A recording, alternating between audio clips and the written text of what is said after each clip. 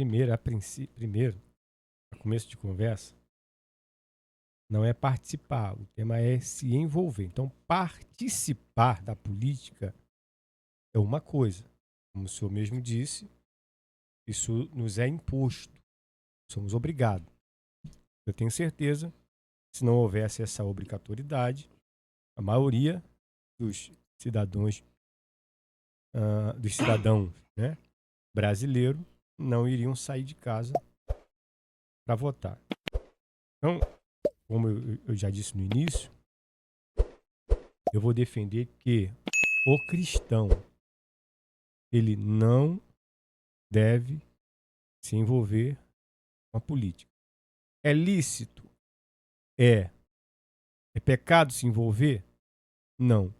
Mas no meu ponto de vista, ou no ponto de vista bíblico, e eu entendo, o cristão ele não deve se envolver com política.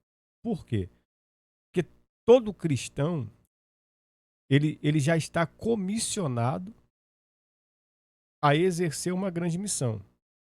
E Paulo disse para Timóteo que qualquer um que se embaraça com as coisas deste mundo, né, deixa de estar apto. Então vamos lá. Primeiro ponto, número 1. Por que, no ponto de vista bíblico, o cristão não deve se envolver com a política? Número 1. Porque Jesus, em 3 anos e meio que permaneceu aqui na terra, ele não se envolveu em momento algum com questões relacionadas à política. E aí você pega, por exemplo, Lucas, né? 15. Me dê a primícia aqui com a letra maior. João 13, 15. Né? Porque eu vos dei o exemplo para que, como eu vos fiz, façais vós também. Então, a exemplo de Jesus, que, né, não se envolveu nem de forma direta e nem de forma indireta. Por exemplo, quando foram questionar Jesus acerca do imposto. O imposto é o quê? É uma imposição política. É algo relacionado à política. Ele nem foi a favor e nem foi contra. Não debateu, não entrou em questões. Ele dividiu, dizendo qual é o nome e a face que está nessa moeda. Aí gritaram, de César. Ele disse, então dê a César o que é de César e dê a Deus o que é de Deus. Ou seja, se César está te impondo isso, você dá a ele o que é dele, então dê.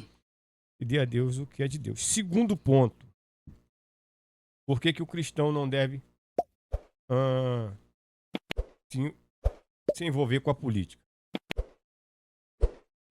Porque o próprio Jesus, tá, ele se recusou a receber os reinos deste mundo. Reino, né? Sistema governamental.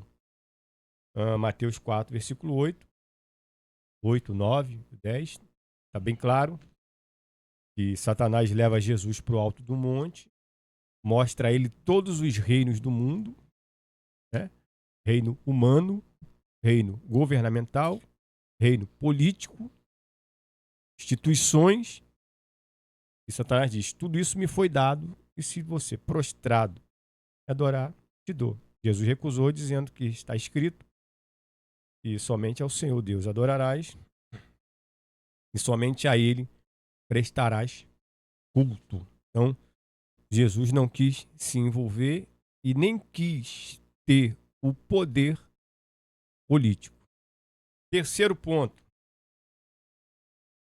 Jesus nunca declarou, tá, ser de direita ou de esquerda. E a política atual, tá, ela tenta rotular a gente dentro de um conceito ideológico, e isso, tá, na minha opinião, né, atrapalha e muito na propagação do evangelho. Por exemplo, Se a gente for levar em consideração, né? Claro, hoje o que predomina é aquilo. Você é de direita ou você é de esquerda? Então, se você se declarar de direita, aqueles que se declaram de esquerda se tornam seus inimigos mortais. Se você se declara de esquerda, vice-versa. Aqueles que são de direita declaram seus inimigos. Então, vamos lá. O que nós temos visto hoje, por conta dessa divisão que a política faz, brigas familiares, divisões dentro da igreja. Por exemplo, vou dar um exemplo aqui, aconteceu agora há pouco tempo, 15, 20 dias atrás, um colega de trabalho dando um depoimento, a gente estava no intervalo do almoço, e ele contando com orgulho de que por conta, né, de um presidente que ele apoia, e o pai e a mãe dele apoiavam o outro, ele colocou a mãe e o pai para fora de casa.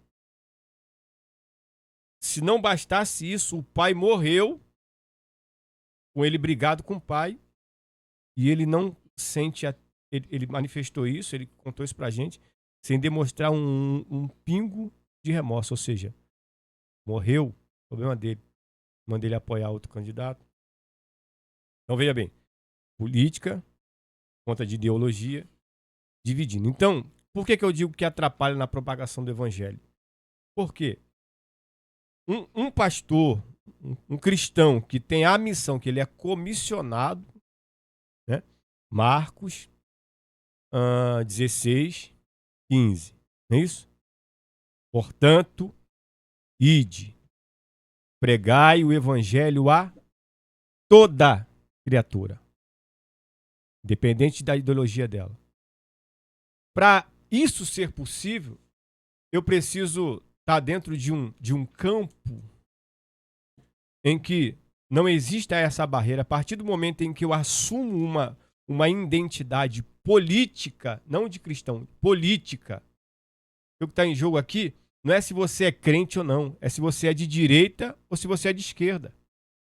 Então, a partir do momento que eu defendo que eu sou de direita, eu crio uma barreira, posto uma barreira, uma muralha, que me impede, praticamente, de eu pregar, de eu dialogar, de eu falar de Jesus para quem é de esquerda. Então, eu sou contrário, porque muita gente não entende esse conceito de direita e de esquerda. E aí nós somos levados, porque colocado na cabeça da gente, né, todo cristão tem que ser de direita. Mas como é que começa essa história de direita e esquerda? Claro, isso começa no século XVIII, na Revolução Francesa.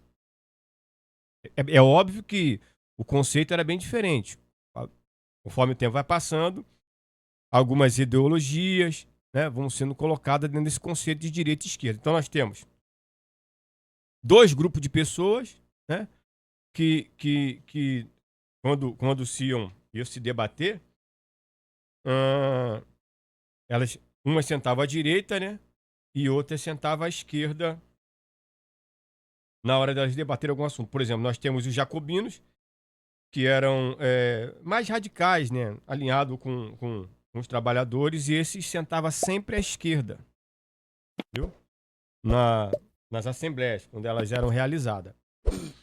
E aí nós temos os girondinos, que eles eram vistos como mais moderados, tá? E articulados com a nobreza. Então, ou seja, eram dois grupos, pró-governo e contra-governo.